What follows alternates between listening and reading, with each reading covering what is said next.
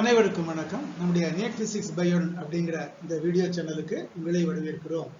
இன்றைய காணொளியில நம்ம பார்க்கப்படுறது கதிர்வீச்சு மற்றும் பருப்பொருளின் இருமை பண்பு, அதாவது dual nature of radiation and matter அப்படிங்கிற பாடத்துல ஒரு மல்டிபிள் சாய்ஸ் கொஸ்டின் நம்ம பார்க்க போறோம். இப்போ இந்த கேள்வி 2016ஆம் ஆண்டு நீட் தேர்வில் கேட்கப்பட்ட ஒரு கேள்வி. என்ன கேள்வி சார்? லாம்டா அலைநீளம் உள்ள கதிர்வீச்சினால் ஒரு உலோக பரப்பு ஒளியூட்டப்படும் போது அதன் நிறுத்து மின்னழுத்தம் V ஆகும். சரியா? அதே பரப்பு 2 லாம்டா அலைநீளம் உள்ள ஒளியினால் அதே பரப்பு ஒளியூட்டப்பட்டால் நிறுத்து மின்னழுத்தம் V/4 ஆகும். குறைஞ்சிருக்கு. சரியா? எனில் அந்த உலோக பரப்பிற்கான பயன் தொடக்க அலைநீளம் என்ன சார்? இந்த கேள்வி என்ன? அதுக்கு 4 தெரிவுகள் ஆப்ஷன்ஸ் கொடுத்துருக்காங்க. 4 லாம்டா, 5 லாம்டா, 5/2 லாம்டா, 3 லாம்டா அப்படிங்கிறது. சரியா? எப்படி இந்த கேள்வி ஆன்சர் பண்றது? ஐன்ஸ்டீன் ஒளிமின் சமன்பாடு நமக்கு தெரியும். என்ன கொடுத்திருக்காங்க? hν = hν0 plus mv²/2. mv²/2 என்ன இருக்குது? அதாவது hν என்பது அந்த கதிர்வீச்சினுடைய அதிர்வு எண், h என்பது பிளாங்க் மாறிலி.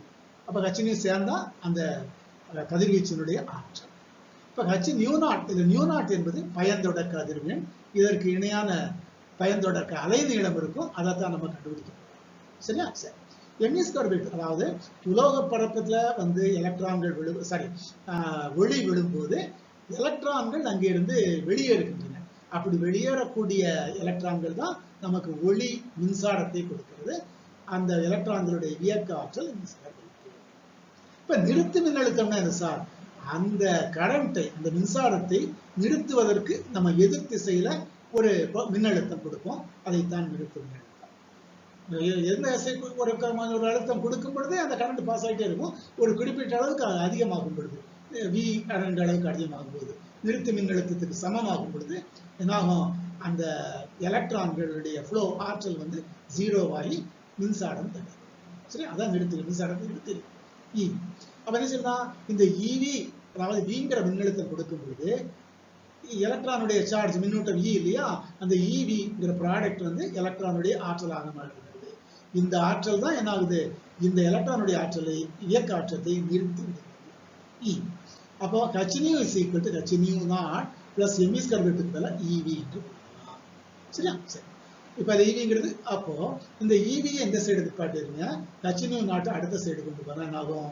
EV = hν minus hν0 அப்படிங்கிறது. நியூ என்பது கதிர்வீச்சினுடைய அதிர்வெண், நமக்கு ஏற்கனவே தெரியும். அதற்கு ஒரு சமன்பாடு இருக்கு, c/λ. அப்ப இதுல இருந்து நியூவுக்கு பதிலாக c/λ, μ0க்கு பதிலாக c/λ0 அப்படின்னு நம்ம எழுதலாம். எழுதுவோமா? அடுத்த ஸ்லைடு. ஆகவே EV = h நியூக்கு பதிலாக c/λ minus hν, μ0க்கு பதிலாக c/λ. எதுக்கு சார் λ0 போட்டிருக்கோம்? அந்த λ0 அதுதான் உலோக பரப்பின் பயன்தொடக்க அலைநீளம். அதைத்தான் நம்ம கண்டுபிடிக்க போகிறோம். இப்போ நமக்கு 2 கேஸ் இருக்கு. என்னன்னு சொன்னா, முதல்ல லாம்டாங்கிற அலைநீளத்தால் அந்த பரப்பை ஒளியூட்டுகிறோம். இரண்டாவது 2 லாம்டாங்கிற அலைநீளத்தால் பரப்பை ஒளியூட்டுகிறோம். அப்ப அலைநீளம் லாம்டாங்கும் பொழுது நிறுத்து மின்னழுத்தம் V அப்படிங்கும் பொழுது நமக்கு என்ன சமன்பாடு? EV = அதே மாதிரி தான், EV = hc/λ minus hc/λ. என்ன சார்? அதை அப்படியே திருப்பி எழுதியிருக்கோம். இந்த நேரத்துல அலைநீளமும் லாம்டா தான், லாம்டா மின்னழுத்தம் எடுத்து V தான். இரண்டாவது கேஸ்ல அலைநீளம் 2 லாம்டா, நிறுத்து மின்னழுத்தம் V/4. இப்போ ஈக்குவேஷன் மாறும். Vக்கு பதிலா V/4. அதே மாதிரி hc/λவுக்கு பதிலா 2 லாம்டா minus hc/2 லாம்டா போட வேண்டாம். ஏன்னா உலோக பரப்பின் பயன்தொடக்க அலைநீளம் என்பது கான்ஸ்டன்ட், அது மாறிது. அதான் நம்ம கண்டுபிடிக்க போறோம். அது மாறும். சரி. இப்போ ஈக்குவேஷன் 1, 2. 1ஐ 2ஆல வகுத்தா நம்ம λ0 கண்டுபிடிக்கிறதுக்கு நம்ம ப்ரொசீட் பண்ணலாம். சரியா? சமன்பாடு 1ஐ 2ஆல வகுக்க, சமன்பாடு 1ல LHS நடந்தது EV, 2ல LHS நடந்தது EV/4. சரி.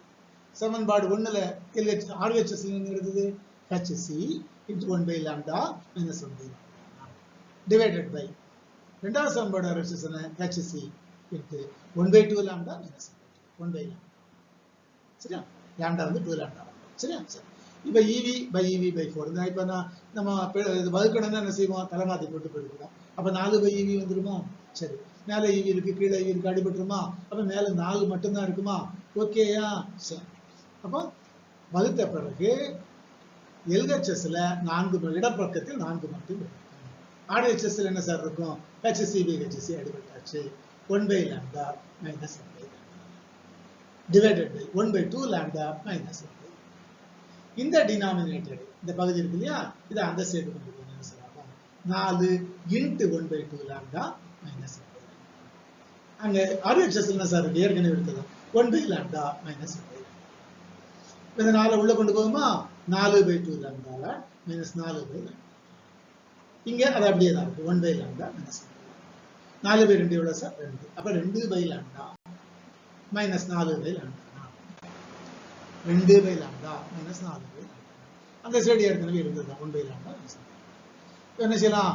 lambda நாட் எல்லாம் ஒரு பக்கமா கொண்டு போயிருமா, lambda-வெல்லாம் ஒரு பக்கம். இப்போ இந்த 1 by lambda அந்த பக்கம் போனா மைனஸ் ஆகும். இப்போ 2 by lambda minus 1 by lambda. இந்த 4 by lambda அந்த சைடு போனா பிளஸ் ஆகும். Plus 4 by lambda. ஏற்கனவே இங்க minus 1.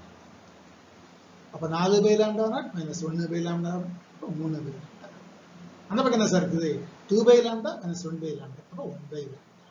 2 minus 1 by lambda minus 1 by lambda. So 1 by lambda is equal to 3 by lambda. இந்த lambda நாட்டை இந்த பக்கம் கொண்டு வந்துருங்க. lambda-வை அந்த சைடு கொண்டு வந்துருங்க. 3 lambda ஆயிருமா? So lambda naught is equal to 3 lambda. என்ன சார் இது? இதுதான் நமக்கு lambda நாட்டை தான் நம்ம கண்டுபிடிச்சிருக்காங்க. ஆக அந்த உலோக பரப்பினுடைய பயன்தொடக்க அதிர்வு எண் lambda naught is equal to 3 lambda. Option D நான்காவது தெரிவு சரியான விடை. கொஞ்சம் பெரிய கணக்காக இருக்குது, இருந்தாலும் சரியான ஃபார்முலாக்கள் தெரிஞ்சிருந்தா ஓரளவுக்கு வேகமாக போட்டுடலாம். ஓகேயா? ஆக இதுவரைக்கும் நம்ம இந்த சாப்டர்ல 5 கணக்குகள் பார்த்துருக்கிறோம். இன்னும் கூட நம்ம இந்த கணக்கு பார்க்க போகிறோம். அதுவரைக்கும் அனைவருக்கும் நன்றி, வணக்கம்.